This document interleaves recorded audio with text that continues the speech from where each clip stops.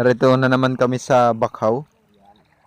Kasama natin si Jebs TV. Palaging namamana yan. Di na napalya yan sa pamamana. Kaya dapat yan ay iban na yan sa dagat.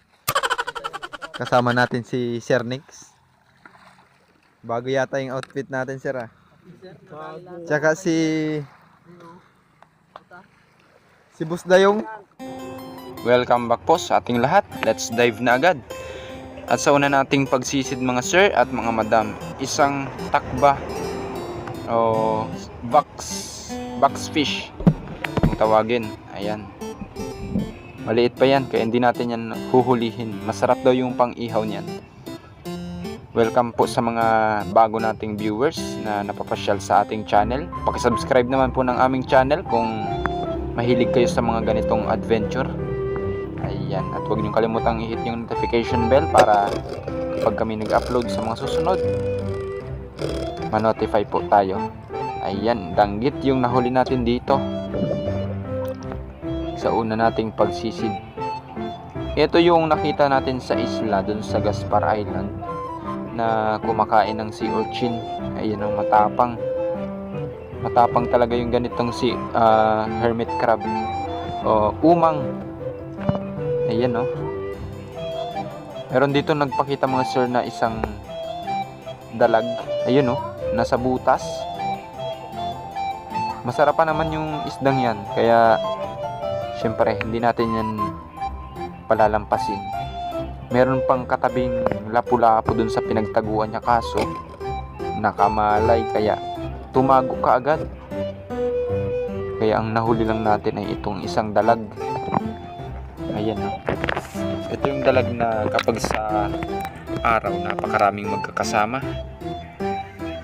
Ito namang mga danggit na ito. Ayan no, nakasandal sa bato. Ganyan sila matulog. Ayan. Sinusubukan kong pagtabihin pero ayaw nilang magtabi kaya isa lang yung ating mahuhuli dito. Yan, pwede naman nating baguhin yung pwesto niyan kapag yan ay nakasandal sa bato. Kasi kapag pinana natin yan na nakasandal sa bato, kawawa naman yung ating gamit na pana. Ayan no, grabe mga sir. Yung mga kasama ko nagkahuli na agad ng cuttlefish. Ayan no, malaki-laki na rin yan. Ayan no, nagkakabigayan na ng isda dito. Ayan, si Boss Dayong ni Sir Nix. Ayan, ganyan lang pala gumamit ng kapay o yapak. Basic lang sa kanila yan mga sir at mga madam. Ayan no. Kapag may gamit ka na ganyan na kapay, para ka lang naglalakad yan sa dagat habang lumalangoy. Ayan no. Napaka basic lang. Meron ditong nagpakita sa atin na isang kanuping. Ayan no, nakahiga pa siya. Medyo malapad na rin yan. Ayan no, tinamaan natin. Sino ba naman ang hindi makakatama sa ganun nakahiga pa? Ayan no, ayos. Malaki-laki na rin yan. Yung next nating target mga sir, isang kanuping pa rin, nakasuksok maigi dun sa butas. Ayan no, buti na lang napansin natin yan. Kaya syempre hindi na natin palalampasin yan. Yun, sa pool. Ayos mga sir, dito pala ito sa spot na pangatlong beses naming pamanaan. Ayan. Mas maganda kasi dito yung labas ng isda kaysa dun sa pier na pinamamanaan namin. Marami kasing namamana doon. Kaya dito kami dumayo. Ayan, merong mga samaral na naglalaro-laro pa. Ayun, sa pool. Meron pang isa. Sana ay maabutan pa natin yan at hindi yan umalis dyan. Ayun, nandito pa. Yun, sa pool. Hindi na natin muna inalis yung nauna kasi baka makamala yung itong isa. Sayang naman. Ayan, pwede na yung pang-ulam. Ayun, oh, merong kanuping. Napasandal pa yata sa bato kaya yun, nabunot. Buti na lang napuruhan natin siya kaya ayan, pwede na yan. Pang-ulam na natin yan. Ito pa. May mga kasamahan pa itong mga Samaral, 3 piraso yan. Kaso, pagpana ko nung isa, ayan, kanya-kanya silang takasan, kanya-kanya silang languyan papalayo. Buti lang nakahuli pa rin tayo. Ayun, naabutan natin yung 1 piraso. Isang samaral. Kung malalaki-laki pa sana ito, mas maganda sana. Pero dahil wala tayong pang-ulam, hulihin natin yan. Ngayon lang ako papana nito mga sir. Ngayon lang ako papana ng suga o siga, kung tawagin sa iba. Yang pulang isda na yan. Kasi napakahirap kaliskisan ito, napakatigas ng kaliskis, napakatutulis pa. Ayan no. Soldier fish kung tawagin. At dito meron nagpakitang isang panus. Ayan no. Nagapapansin lamang sa atin yun mga sir. At sa paglapit natin pala dito kay Jebs TV oh. Ano kaya yung sininyasan sa atin? Ayun. Umusok na. Hindi niya pala mabunot yung pugita. Tulungan nating bunutin itong pinana niyang pugita. Ganyan lang yung hila dyan.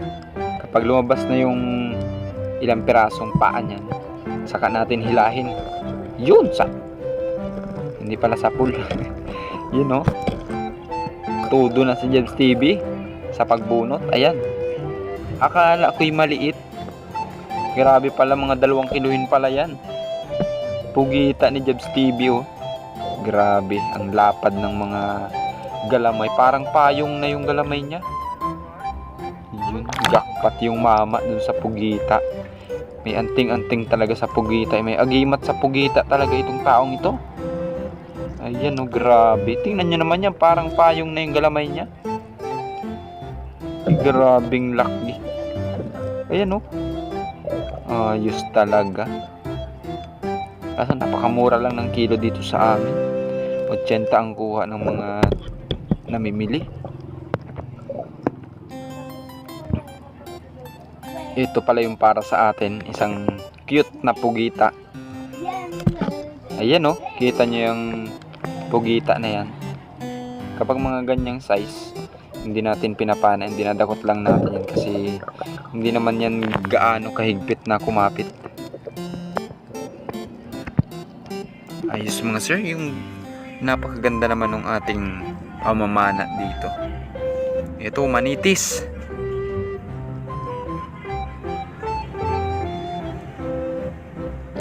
Yun! Sapul yung manitis mga sir. Napakarami din pala naming namamana dito sa spot. May nauna sa amin.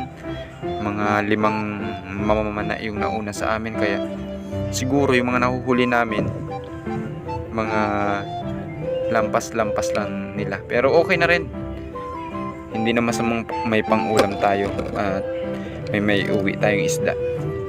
Ayan o, mga manitis. Siguro yung nahuli na yung malalaki. Malalaki kasi yung mga manitis dito sa spot na ito. Kaya siguro ganito na yung mga natira sa atin. Dito meron nagpakita sa ating isang mahaba. Ayan o, isang payangitan kung tawagin dito sa amin. Yun! Iba talaga yung lakas ng ganitong klaseng eel. Ayan o, bumalik siya dun sa butas niya. Ayan o. Grabe, ayaw magpabunot. Nalaban talaga oh, ayan oh. Ay, grabe. Ito pala mga sir, pagpatay nito ay inahampas lang sa ulo. Ayan oh. Ayun na. Nakatabi na pala kami mga sir kasi lumakas na yung agos. At ayan, masayang masaya syempre kapag may huling bagulan. Ganyan kami kapag natabi. Usapan namin yung mga huli na magaganda. Ayan oh. Ayos talaga. Napakaganda ng huli ng mga kasama din natin. Maraming mga sari-sari mga isda at May malaking pugita pa si Jebs TV.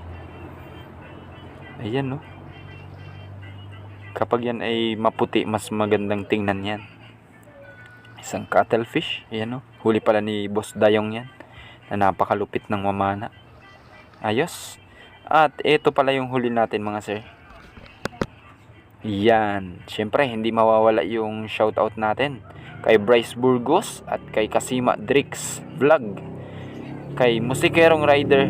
Yan, taga rito lang sa atin. Isang tropa. Shoutout din kay Larsky Hortelano.